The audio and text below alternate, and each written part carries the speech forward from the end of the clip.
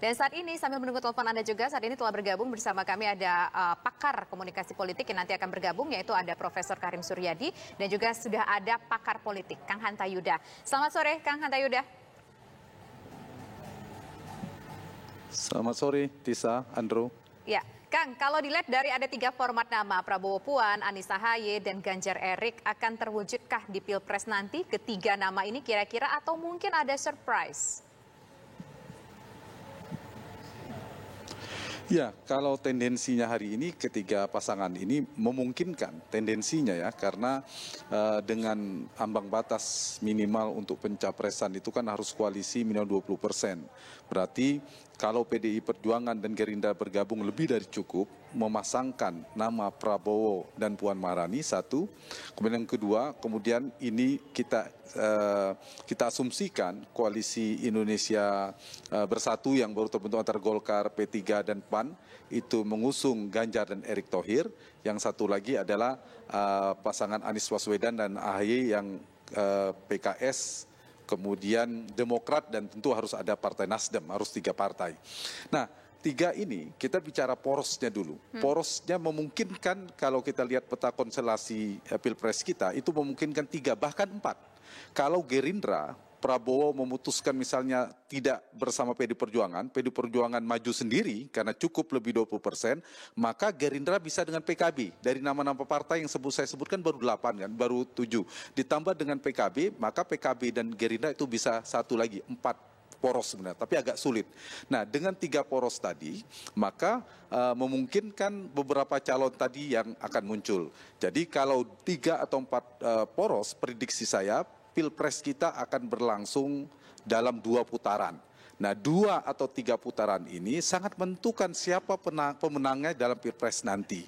Cuma peta koalisi, saya ingin menjawab pertanyaan Tisa tadi, apakah mungkin bergantung pada beberapa 3 faktor menurut saya. Satu, dinamika elektabilitas figur.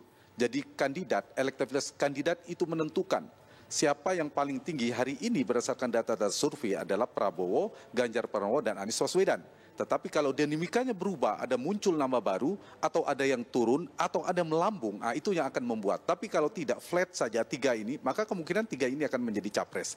Faktor ini sangat menentukan. Yang kedua adalah faktor kingmaker. Kingmaker ini menentukan dari 3 poros koalisi yang saya sebutkan, tentu king atau queen makernya, kalau yang pertama adalah Ibu Megawati Soekarno Putri, untuk yang Prabowo, Puan Maharani. Kingmaker yang kedua adalah Jokowi. Pak Jokowi berarti kan berpisah dengan Ibu Mega. Untuk yang Ganjar Erick Thohirnya, karena tanpa faktor Jokowi agak sulit koalisi yang ketiga yang ini bisa terwujud menurut saya. Faktor Jokowi ini penting dengan berbagai macam jaringan kekuasaan yang dimiliki insursi. Dan yang ketiga adalah kingmakernya yang berpotensi adalah tentu kita tahu Pak SBY, karena di Demokrat, kemudian ada Pak Yusuf Kalla yang dekat dengan Anies Baswedan, ditambah kalau bergabung dengan Nasdem yang dekat juga dengan Anies Baswedan adalah Surya Paloh. Jadi faktor yang kedua ini juga menentukan sedikit lagi. Yang satu lagi adalah faktor kedekatan para ketua umum partai. Kedekatan partai yang seperti sekarang yang kita bikin simulasi skema skenario itu, ada 3 partai yang sudah dekat, 2 partai dual pemerintahan, PKS dan Demokrat, mungkin Nasdem bisa ke sana. Kemudian yang di dalam pemerintahan minus Gerindra dan PDP, kemudian PDP dan Gerindra. Nah, ini ya nanti akan menentukan poros koalisinya dan siapa kandidat yang akan bertarung tergantung pada dinamika internal partai, antar partai berkoalisi, dan dinamika elektabilitas kandidatnya.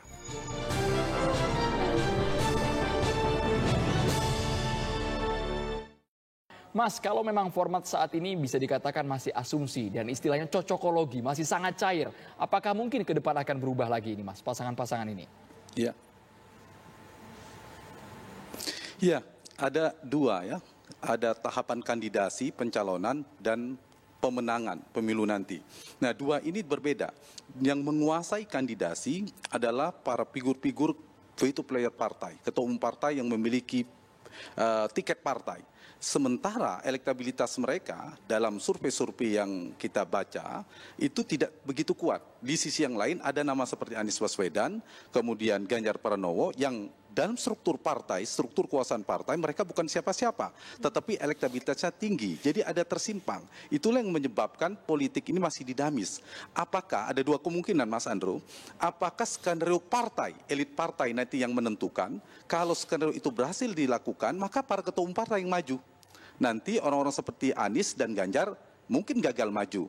Atau seperti pola 2014-2019 atau 2024 bahkan 2000 era Pak SBY itu ditentukan oleh faktor elektabilitas, peluang, kalkulasi kemenangan. Partai politik, pemilik kapital, elit, para kingmaker itu berkiblat tanda petik pada figur-figur yang berpotensi menang.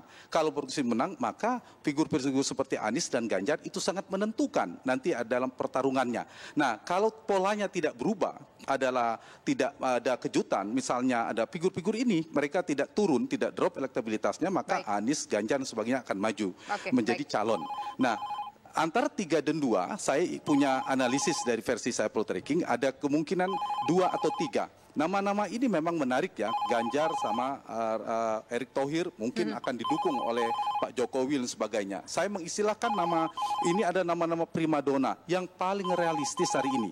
Tapi siapa pemenangnya, 3 putaran dan 2 putaran kalau saya menggunakan analisa ini berbeda. Kalau 2 putaran atau 1 putaran, kalau 3 poros, kemungkinan 3 poros ini kita akan melihat pola pilkada DKI. Jadi Ganjar Pranowo itu akan menjadi seperti Pak Ahok. Berpotensi dia menang di putaran pertama, Anies akan menjadi Aniesnya, kemudian Prabowo akan menjadi AHY. Putaran kedua, misalnya masuk Ganjar dan Anies, maka berpotensi Anies adalah pemenangnya. Tapi kalau hanya 2 pasang, Tisa, itu kemungkinan seperti pilkada Prabowo versus Jokowi. Pemenangnya ada Jokowi. Ganjar akan menjadi Jokowi baru, Anies akan menjadi Prabowo baru. Pemenangnya Ganjar. Kalau 2 pasang. Jadi kalkulasinya berbeda antara 2 atau 1 putaran. Oke, kita sudah 2 dapat. atau 3 poros. Kita sudah dapat seperti apakah?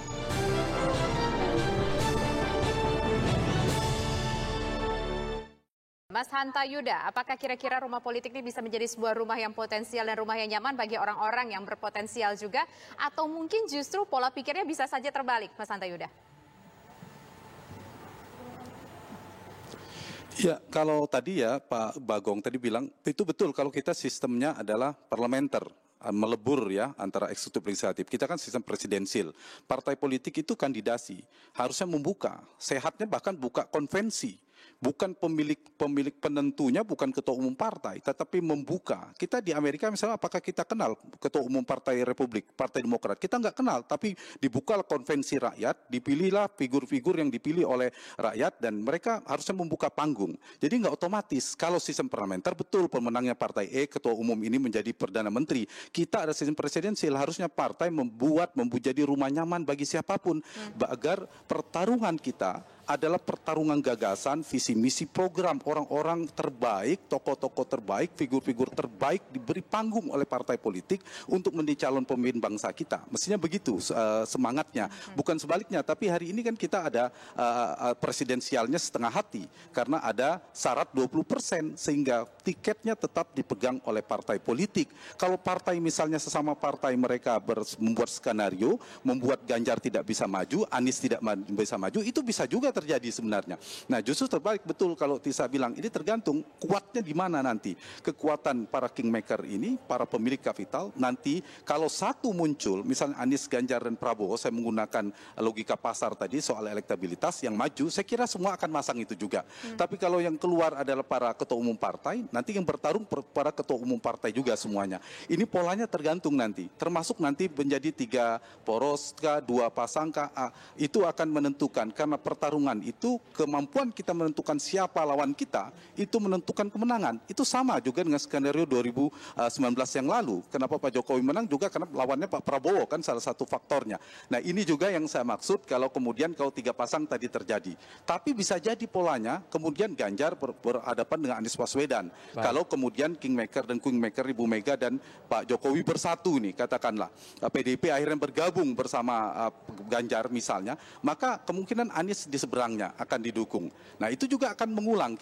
Saya berharap kita tidak mengulang dua blok politik yang kontraksi politiknya sangat keras sekali, dan harapannya partai-partai itu menghadirkan calon-calon terbaik untuk kita pilih nantinya, tetapi juga melibatkan rakyat. Kita ini kan tidak dilibatkan sama sekali rakyat dalam proses kandidasi pencalonan. Kita hanya dilibatkan dalam election pemilihan. Kita hanya datang ke bilik suara yang wajahnya, nomor urutnya sudah ditentukan. Harusnya juga partai membuka ruang demokrasi dan demokratisasi dalam proses kandidasi pencalonan di partai politik. Itu harapan saya, sehingga kita rakyat juga terlibat dalam proses seleksi kepemimpinan di internal partai. Terima kasih sehingga banyak, Mas ingin Hanta partai juga bisa tidak seperti sekarang ini semuanya ditentukan oleh partai politik. Baik, terima kasih Mas Hanta dan juga Prof. Karim serta pemirsa yang tadi sudah interaktif bersama kami di Kabar Petang memberikan komentarnya. Ya.